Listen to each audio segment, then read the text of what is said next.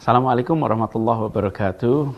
Untuk masyarakat Jakarta yang saya hormati, izinkan dalam kesempatan ini saya akan memberikan update singkat tentang situasi pandemi COVID di Jakarta. Seperti kita telah rutin laporkan lewat kanal-kanal komunikasi Pemprov, angka kasus aktif Jakarta terus berkurang. Bila sebelumnya kita sempat mencapai angka lebih dari 100.000, bahkan pada tanggal 16 Juli 2021 ada 113.000 kasus aktif. Dan kemarin kasus aktif kita sudah turun di angka 64.000. Penurunan kasus aktif ini konsisten dengan tren penurunan di beberapa parameter lain. Misalnya positivity rate kita yang semula sekitar 45%, kini sudah berada di kisaran 25%.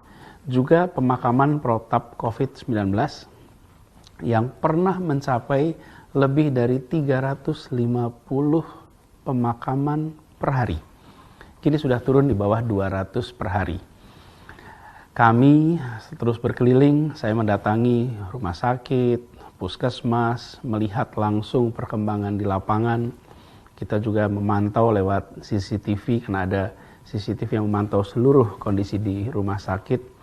Dan tadi pagi juga saya mendatangi Rumah Sakit Umum Daerah Budi Asih, kemudian RSKD Duren Sawit. Situasinya sudah jauh berbeda dibanding ketika kita datang di waktu-waktu sebelumnya. Saat itu rumah sakit sangat penuh. Bahkan selasar depan IGD pun itu dipenuhi oleh antrian pasien yang akan masuk ke IGD. Antriannya masuk IGD penuh, IGD-nya penuh, rawat inapnya penuh, ICU-nya juga penuh. Nah, sekarang ini selasar-selasar IGD sudah kosong. Pasien sudah bisa langsung masuk ke IGD. Di dalam IGD-nya juga hanya beberapa orang pasien. Dan situasi ini terlihat di banyak rumah sakit di Jakarta. Artinya apa? Kalau antrian IGD sudah longgar, artinya aliran pasien baru yang datang ke fasilitas kesehatan sudah berkurang.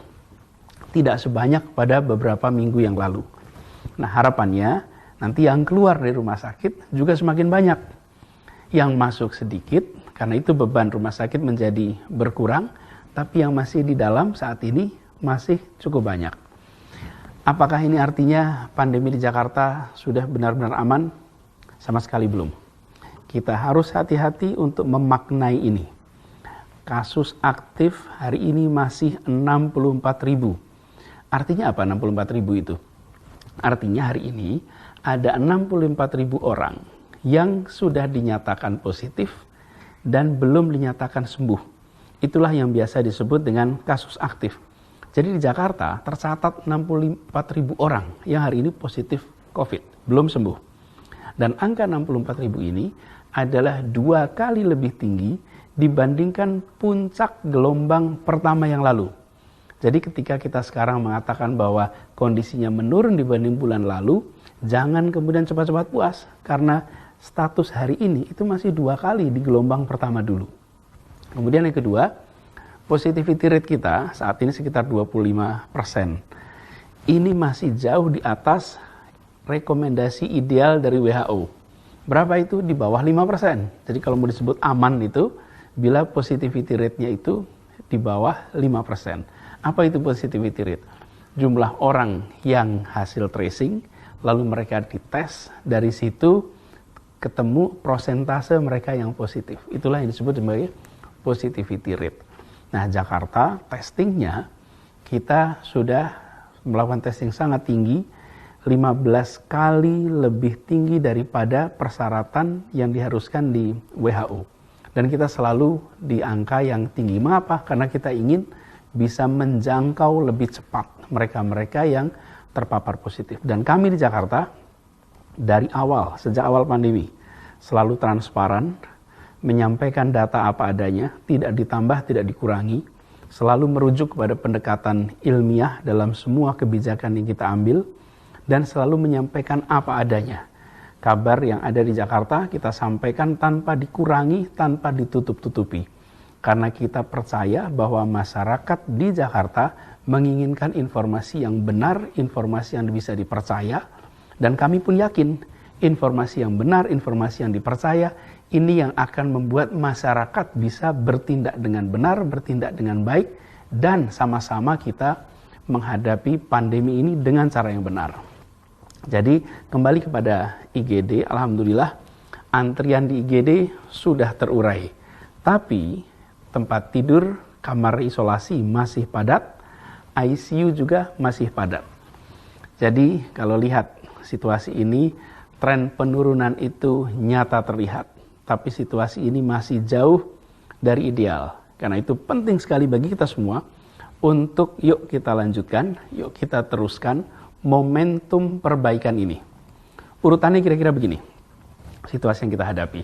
Positivity rate kita turun, antrian IGD-nya mulai terurai, tidak lagi ada antrian. Kamar IGD-nya mulai longgar. Nah, lalu bertahap, rawat inapnya berkurang, jumlah pasiennya, ICU-nya juga berkurang. Ini kalau kita sering analogikan bahwa situasi ini seperti rumah yang atapnya bocor. Kemarin kita siapkan tempat untuk menampung kebocorannya itu, yaitu dengan ada pasang ember, diperluas embernya, tapi juga harus menambal lubangnya. Fakta seminggu terakhir ini menunjukkan bahwa lubangnya sudah ditambal. Mengapa? Jumlah orang yang terpapar COVID yang harus dirawat mengalami penurunan. Harapannya nanti yang sekarang sedang dirawat bisa segera pulang, yang di ICU segera pulih, sehingga kita bisa menyaksikan kasus aktif makin hari makin sedikit. Karena itu izinkan juga saya mengajak kepada seluruh warga Jakarta, jangan pesimis. Nyatanya kita bisa bersama-sama mulai menurunkan tingkat kegawatan situasi. Minggu lalu, 3 minggu lalu, bulan lalu kita menyaksikan Jakarta menuju kondisi genting. Sekarang kita menyaksikan Jakarta mulai menjauhi kondisi genting itu. Dan ini artinya jangan lengah, jangan kendor. Jangan sampai gelombang perbaikan yang sekarang sudah mulai terasa ini lalu berhenti atau malah berbalik kemudian naik lagi. Kenapa? Karena kita lengah, karena kita kendor, karena kita tidak disiplin. Jadi tetap jaga protokol kesehatan kapanpun, dimanapun. Dan terus kurangi mobilitas jika tidak perlu. Dan bagi perusahaan-perusahaan, jangan paksakan karyawan masuk bila itu meresikokan protokol kesehatan di kantor Anda. Ini adalah wujud dari tanggung jawab kita untuk sama-sama menghentikan penyebaran COVID-19. Butir terakhir yang ingin saya sampaikan, mungkin ini yang terpenting, data di Jakarta menunjukkan bahwa vaksinasi menurunkan resiko keparahan dan resiko kematian akibat COVID secara signifikan. Jadi penurunannya itu nyata sekali. Memang kita harus sama-sama garis bawahi dan kita yakini bahwa kematian itu ada di tangan Allah. Tidak maju, tidak mundur. Di sisi lain kita menyaksikan bahwa tidak ada vaksin apapun yang 100% mencegah kematian. Dan saya selalu garis bawahi, jangan pernah pandang kematian ini sebagai angka statistik. Ini adalah peristiwa tragis, ini adalah saudara kita, ini adalah orang-orang yang kita cintai. Karena itu, hargai setiap nyawa. Oleh karena itu juga, bagian dari ikhtiar kita, mari kita vaksin. Karena kita menyaksikan bahwa semakin tinggi tingkat vaksinasi, maka semakin rendah tingkat risiko. Jadi kita menyaksikan laporan di lapangan bahwa vaksinasi menurunkan risiko fatalitas secara signifikan. Jadi risikonya itu jauh lebih rendah bagi mereka yang sudah tervaksin. Karena itu jangan tunda. Bagi yang belum, Yuk segera ikuti program vaksinasi, daftarkan keluarga, daftarkan diri Anda, bisa daftar lewat Jaki, sebuah aplikasi, kemudian Anda lindungi diri Anda sendiri, lindungi keluarga, lindungi tetangga, lindungi orang-orang sekitar Anda. Dengan cara seperti itu, insya Allah kita sama-sama bersiap untuk bisa melewati masa pandemi ini dengan selamat. Semoga Allah SWT merahmati kota Jakarta dan melindungi kita semua. Terima kasih. Assalamualaikum warahmatullahi wabarakatuh.